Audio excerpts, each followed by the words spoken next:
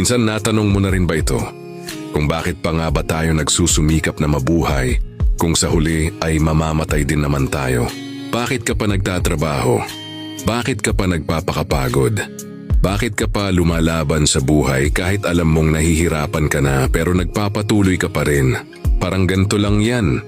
Bakit pa binubuksan ang ilaw kung papatayin din naman mamaya? Bakit pa tayo kumakain kung magugutom din naman tayo ulit?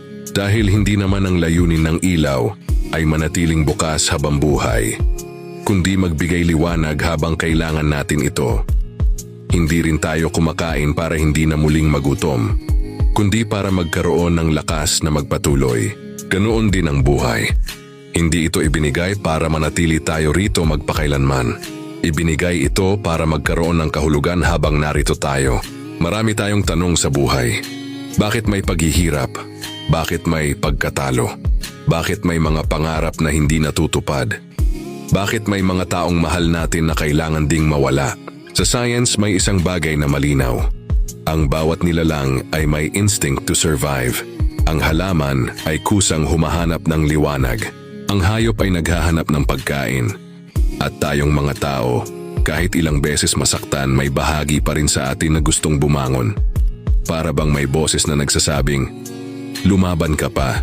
At para sa marami, hindi lang ito biology. Naniniwala tayo na may Diyos na naglagay ng layunin sa bawat buhay. Dahil kung aksidente lang ang lahat, bakit kapag nawawala tayo ay naghahanap tayo ng direksyon? Bakit kapag nasasaktan tayo ay naghahanap tayo ng pag-asa? Bakit kahit paulit-ulit tayong nadadapa ay gusto pa rin nating bumangon? The human heart was designed to hope. Ang totoo, hindi naman tayo natatakot mamatay dahil sa kamatayan mismo. Mas madalas tayong matakot na baka hindi natin nagawa ang mga bagay na dapat nating gawin habang may oras pa. Takot tayong umalis ng may mga pangarap na hindi man lang nasubukan. Takot tayong mawala ng may tanong na, nasulit ko ba ang buhay ko? Takot tayong dumating sa dulo ng buhay at ma-realize na puro paghabol sa pera ang ginawa natin pero kulang sa mga alaalang tunay na mahalaga. At kung iisipin mo, ang pinakamahalagang bagay sa buhay ay hindi naman nasusukat sa pera. Hindi mo maibabalik ang panahong kasama mo ang pamilya mo. Hindi mo mababayaran ang pagkakataong muli mong makausap ang taong wala na.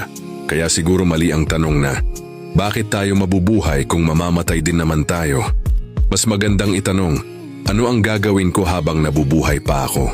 Dahil balang araw, matatapos din ang kwento nating lahat. Ngunit bago dumating ang araw na iyon, may mga taong kailangan nating mahalin